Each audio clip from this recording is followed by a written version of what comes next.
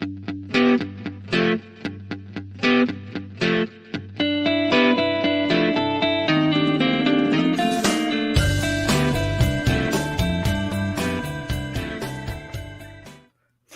and welcome to the SEO podcast, Unknown Secrets of Internet Marketing. My name is Chris Burres, one of the owners of EWR Digital. And my name is Matthew Bertram, SEO strategist, digital strategist for today. So today it's Matthew? Like, is it? Yeah, I feel like you usually say Matt, and then you don't like it? No, I'm like, I'm just, I mean, you could call your. I'm getting older. My hair's graying.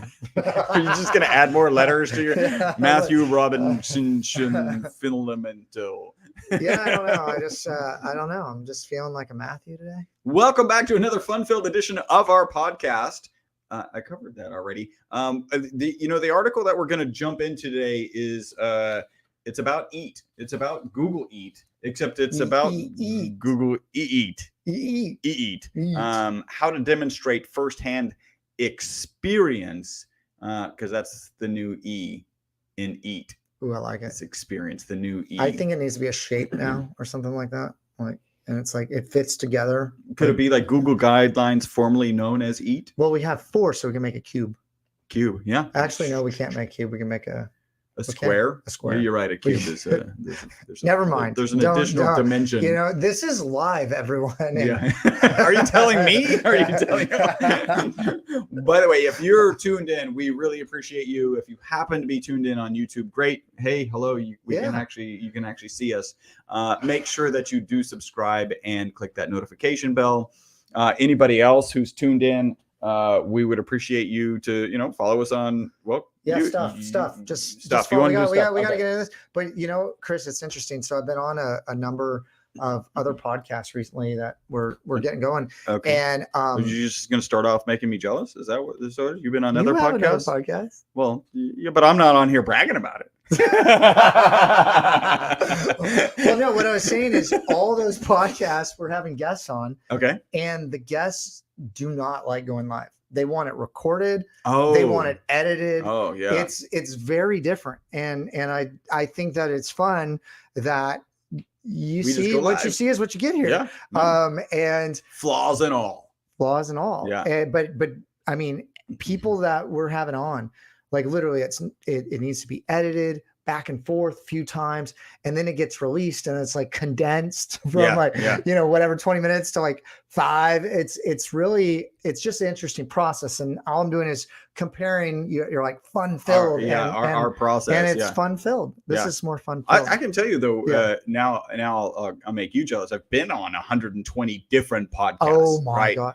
Or so, maybe more, because there's a whole series I did on some smaller kind of just broadcasts, maybe not even podcasts. And some of them talk about we have the ability to edit, right? Like, so don't worry or whatever. I'm like, we have the ability. And what I say is, don't worry, like this doesn't, and I haven't gone back and listened to them all. Maybe some of them are actually edited and condensed, and they've gotten rid of some stuff. Yeah. And in general, I'm just like, hey, it needs to be live. Like well, people freeze that, right. If you haven't been on a podcast before and you're talking about something, and we all forget our thoughts now and then. You just freeze completely, and you have everybody's listening. Mortified, right? I forgot my thought. This is horrible. Yeah. So no, basically I feel Matt's... like, Chris, you weren't trying to make me jealous. You were trying to make a competition. My wife recently called me competitive, and this is probably formerly known as the green room. But my wife recently called me competitive. I'm like, I'm not really competitive. Like when I lose at games, I don't care. When I don't know you because my wife wins. She wins like raffles. I saw that y'all were at and she didn't win this, but I guess she kind of won this. She goes on the front page of something for the World Cup for France. Yeah, something, right? She's lucky, is what she is. Yeah, she's like just also really attractive. Lucky. Also attractive. That right? makes you now luckier. Interesting. Does that make you luckier? I think attractive privilege. Matt, is there any doubt about that? Do we need to do a podcast on that? I feel like people would want to hear about real quick, interesting about that photo. And she is on like the front cover of, she was on front cover of not front cover, but like of the article, right? And then she was like 8 attractive fans who still have hope, and she was the French representative, Yes, right? yeah. Ironically, in the French representative photo, she does have a French scarf that she's holding in front of her U.S. jersey that she's wearing. But she's got France on the right cheek and England on the left cheek, because that day we went to France. We went to 2 games, which will never happen in another World Cup, because Qatar is so condensed. In terms of spatial, cool. It's pretty cool. So we needed a flag for each of the games we're going to. So she's really a mishmash. She's turned the right way. Turned the right way, and she has awesome. All right, we should jump into this article. Thank you guys for having the patience. Hopefully you're having as much fun as we are. Of course, before we really get into the article, we do need to talk about our sponsor. Oh, right? yes. This sponsor is phenomenal. We appreciate them. They have mostly we appreciate them because they have an amazing product. And that sponsor is SE Ranking. Yeah. And we're just going to leave it there. I know that you have a spiel. Okay. But I'm just going to say. We use it. We use it. Oh, I said that. You're going to say? I use it. We use it. Like, and I think that you should check it out. It's very competitive with the other tools. Yeah. It's got a great interface. They're adding new tools all the time. They got great data. They've won awards. They've won a ton of awards. Yeah. And they're a Ukrainian company. Yep. They're all displaced. Okay. So the people I'm working with are out of Poland. Please go support them. Check it out. They have a great product. They're working really hard on making it the best in the industry. They're trying to penetrate the US market. Please go check it out. If you go to, it's in the show notes on bestseopodcast.com/SE ranking. Yeah. And it's, so if you go 30-day trial. 30-day trial. And I would tell you that any new tool, okay, except for Bing, right? Because they figured out a strategy, right? You just do what AdWords does. They have most of the market, push a button, and we'll do the same thing. Yeah. Now there are some problems with that we found out recently. Yeah. With some automations, but Boo. But what I will tell you is anytime you're switching up a new tool, it's a little bit different. Yeah. Okay. It feels a little bit different. They're putting things in different places. You can't find everything, but it doesn't mean it's bad. Yeah. There's actually a lot of really awesome things about it. The thing I like most, I'm going to just give you the thing I like most when you jump into this. Because, I don't know, me and Chris, by the way, it took us 45 minutes to get in this podcast. We should have been talking about it in the green room, and we were just catching up on stuff. And like we just enjoy it. We just chat. Yeah, we're just chatting. Yeah. So what I really like about it is I'm doing a lot of G&B stuff. And in the keyword rankings, they show you your placement in the G&B. Okay, in the same kind of threshold of how you're doing each week. Oh, wow. And you can change that look to doing it by a day or even doing it over longer periods of time. But I like being able to see in one place. Just like that. Where I'm ranking for that. I just like their touches. So they've really put a lot of work into it. A lot of thought. So try it. You got to really, if you do like a 30-day challenge, like if there was like a 30-day challenge of something and you start doing it for 30 days. Try a feature every day for 30 days. No. Try the same feature. Oh, yeah. The same way for 30 days or 21 days and create a habit. Yeah. But also I like that too. That's a new because challenge. They have so many features. I think that's a new challenge. Yeah. That's the number 2 challenge. First, do the same thing every day. Well, yeah. Where I was here's the challenge. Here's the challenge. Chris has a challenge and I have a challenge. No. Here's the challenge. Go to bestseopodcast.com/SE ranking and go check it out. We'll talk more on the next podcast. I like that. All right. So let's jump into this. And this is again Google eEat. How to demonstrate firsthand experience. This is by Matt Southern. We've covered articles by Matt Southern. Yeah. Great name. And we've covered, it's not Matthew because that's your name today. Well, that's why I had to change it. Yeah. Which Matt are we talking about? Matthew. Patif to Matt. Yeah, Matt. Southern, not to, to you, but Matthew. that's in general. Matthew. Okay. I'm Matthew. And we're going to cover this. So here we go. All right, let's do it. Demonstrating firsthand experience is more important than ever for Google search. Google is upgrading the concept of EAT, that's EAT, with an additional E for expertise. Isn't that experience? Because expertise was there all along, right? Expertise is always. I think he mistyped this, right? So it was expertise, authority, authoritativeness, and trustworthiness. Yeah, that's what right. And so he mistyped it. The original E was for expertise. The additional E is for experience. Yeah. The new EEAT acronym stands for experience, expertise, authoritativeness, and trustworthiness. And that's what I think they're talking about. And I've certainly seen this, and Google's trying to prioritize this. They want you to prove that you're saying the right things. You have the right links, you have the right SEO. Show me that you can actually do it. Show me the proof. That's really what they're asking for is, all right, prove it to me. Yep. Yeah. Prove it to me, because we have an algorithm that can check that you. Thank you for tuning in. All right. So Google's updated search quality rater guidelines say this about experience. So this caused me to stop, because there may be some of you out there who don't know what search quality raters are. Oh, yeah. There's actually a really long 40-page manual about it. And we've made our content writers read it. Yeah. Yeah, I actually have a condensed version though, but yeah. Do they have a quiz? They should have a quiz. All right. So I pulled up an article from Ahref, Google's quality raters guidelines demystified for SEO. So first, what are Google quality raters? Okay. Google quality raters are a team of anywhere from 10 to 100,000 people that Google has hired. They determine how well Google search results solve a user's needs. So it's basically a team of QA/QC people who are saying, hey, we did this search. Doesn't match the results that I'm expecting. Google uses their feedback to help understand the impact of algorithmic tweaks. The guidelines don't directly affect the algorithm or rankings, but Google said in a CNBC interview that the guidelines fundamentally show what the algorithm should do. Yeah.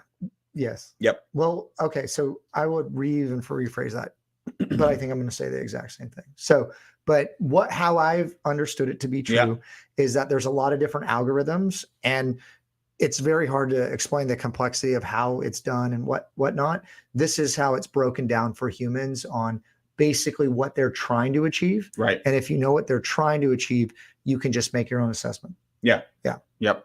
Yeah. So what are Google quality guidelines? Matt said it's a 172-page document. It has 3 main sections, and this is all we're going to cover. I actually had a bunch more. Mine's 40 pages. I've shortened it. Oh, you shortened it. Yeah. But it's still long. Page quality rating guidelines, understanding mobile user needs, and needs met rating guidelines. So this is how it's the book, how Google trains their quality raters on like what to do. Yeah. And basically this article that we're covering by Matt Southern is talking about a recent change where they've gone from EAT to EEAT. Let's jump into it.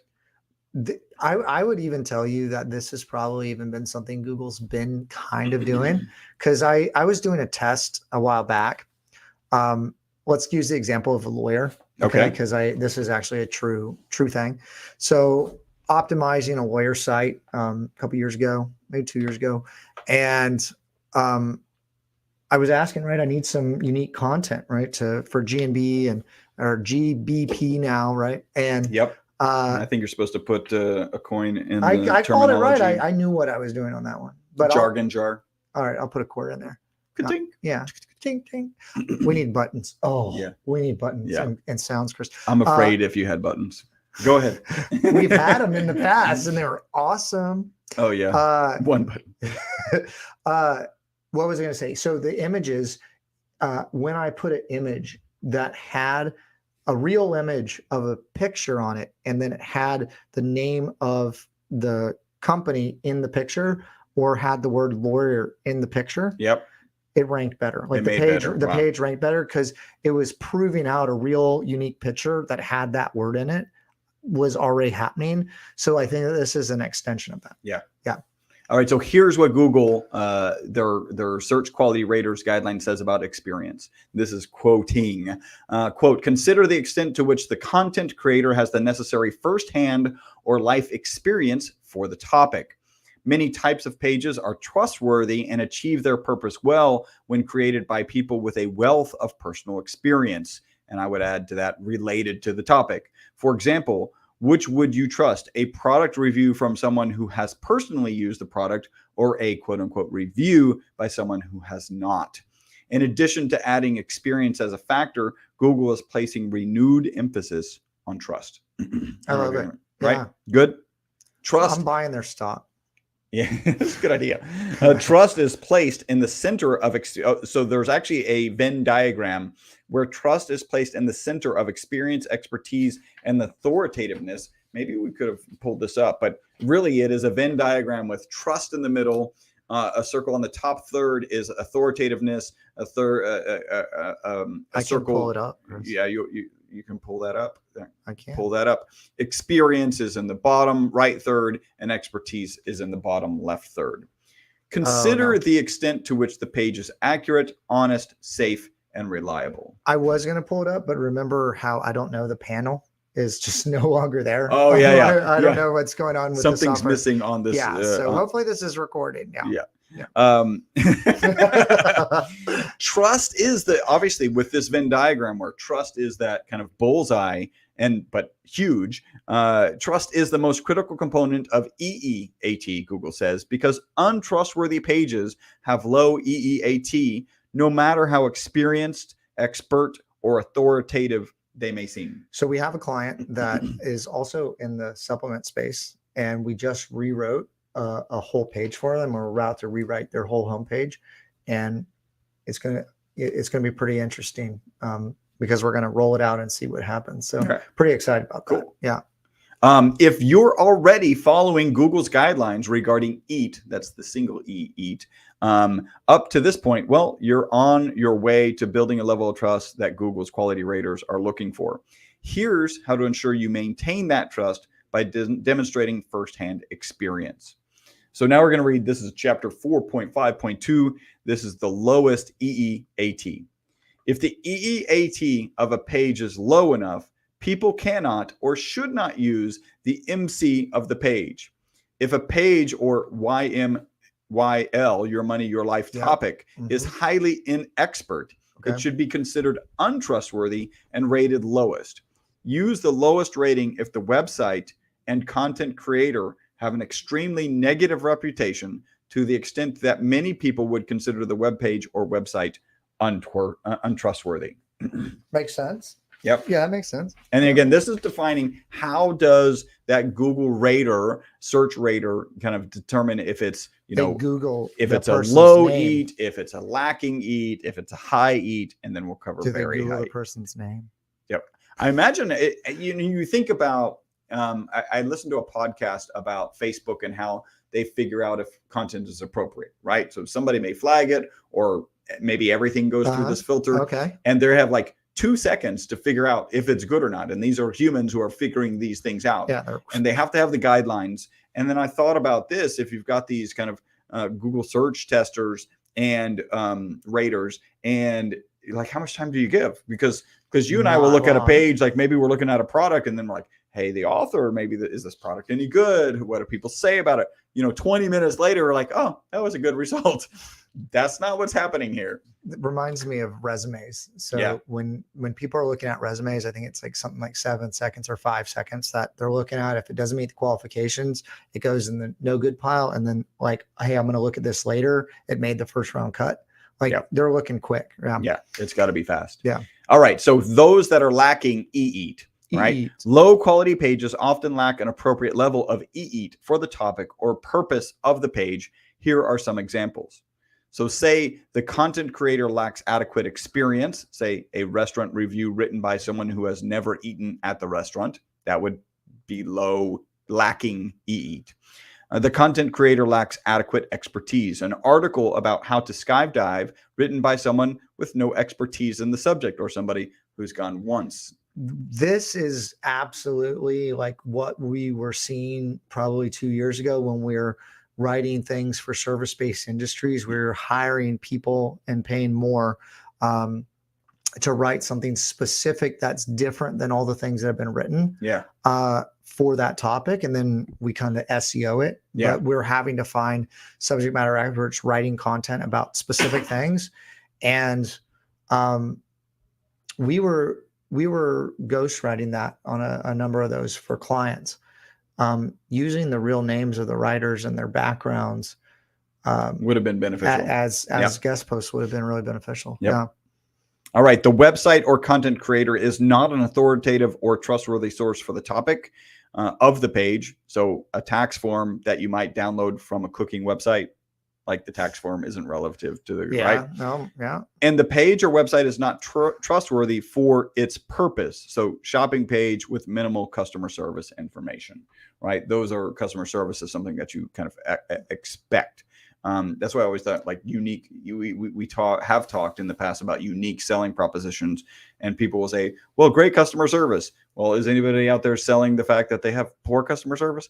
Then it's not that unique. Well, what about a website that doesn't have a location or about us page or really a contact us form? Like questions. Yeah. Additionally, Google says a positive reputation cannot overcome the lack of eat for the topic or purpose of the page. All right. So next is how does one of these Google raters, search raters, raters, rate one as having a high level of eat? Okay. Google says pages with high eat are trustworthy or very trustworthy. Experience is valuable for almost any topic. Social media posts and forum discussions are often high quality when they involve people sharing their experience. From writing symphonies to reviewing home appliances, firsthand experience can make a social media post or discussion page high quality. I like it. Yep. And then finally, this is very high level of EE, the highest level of EE. Google says very high EE is a distinguishing factor of highest quality pages. All right, listen carefully. All right. Slow down the 2x speed that you're listening to this podcast. And Chris will talk even slower. A website or content creator who is the uniquely authoritative go-to source for a topic has very high EET. Yes. A content creator with a wealth of experience may be considered to have a very high EET for topics where experience is the primary factor in trust. A very high level of expertise can justify a very high EET assessment. Very high EET websites and content creators are the most trusted source on the internet for a particular topic. I like that. And the eat was a little distracting, I'm gonna be honest. The eat? I kept hearing eat, and it's like a new buzzword. I like it. Yeah. Eat. Let's go eat. Focus on eat. Don't eat the eat. All right. So that's a great article by Matt Southern. Patif to you. It's great sometimes to kind of delve into the details, the behind the scenes, Google, all that fun stuff this is the literature that Google has in place to help people assess the quality of their own algorithm. There's a lot to learn here. Well, I can tell you Google's main focus is to organize all the information in the world and how that information is associated with other information, and to also help people make micro decisions. So whatever it is, think about that page that you're looking to optimize. Is it answering that question? Does it have all the relevant links? And are you providing the know, like, and trust to help them buy, right? Yeah. Or the expertise, authoritativeness, and trust, as well as experience to help them buy. And then this even goes into authorship. And this is why personal branding and building your authority online and utilizing, oh my gosh, what is it called? Like the avatars. What's the WordPress avatar called? Is it called avatar? Like the icon? Well, there's like Linktree and all these sort of things where you're interconnecting yourself and articles and the expertise that you've put out into the internet. That you put out, because what do experts do? They talk, they speak, they go to events, they write content, they write videos, like they do all those things. And so this is saying this is again building on authorship as well as saying, all right, you're saying all this. Do you have how should I value what you're saying? Certainly they started with your money or life.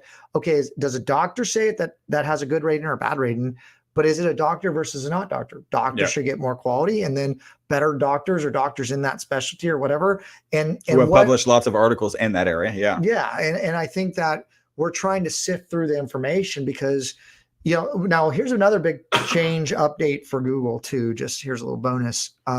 Google has been doing this on mobile for a minute, but now they're going to be doing it on desktop. It's not called infinity scroll or whatever. It's right, but they're making like the scroll. I think it's keep going 80 or 70 or something searches. Results. Oh wow. Yeah. So being on the first page of Google is either a lot easier or a lot harder, but now it's really about positioning. Yeah. But they know that people are not going to click to the next page, which makes sense, but they will scroll. But this is about waiting, and Google and Twitter and you're talking about public information. You're talking about the public conversation and things that you're putting out there. Google's trying to, balance or not balance the national discussion. And these algorithms are trying to figure out who should be ranked what, because the higher it is up in Google, the more quote unquote trustworthy it is. That's why people look to Google to determine that. Yep. And Google has to keep staying on top of it, or there's a lot of competition at its heels. And so we don't know who they are. Baidu is coming for you. DuckDuckGo. Yeah. Bing. Bing would be happy to really copy what you're doing. At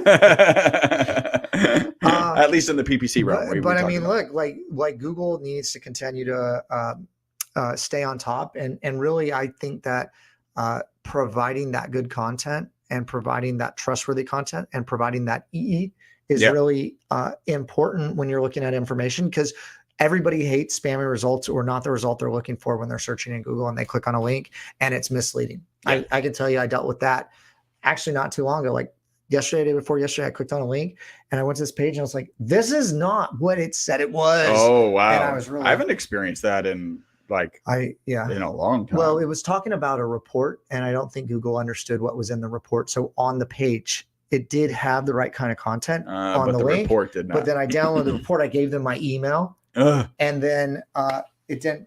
Boo. Boo. Yeah. All right. Hey, we're going to ask you to do 3 things. Okay. YouTube.com/best SEO podcast. Subscribe, click the notification bell. Instagram.com/the best SEO podcast.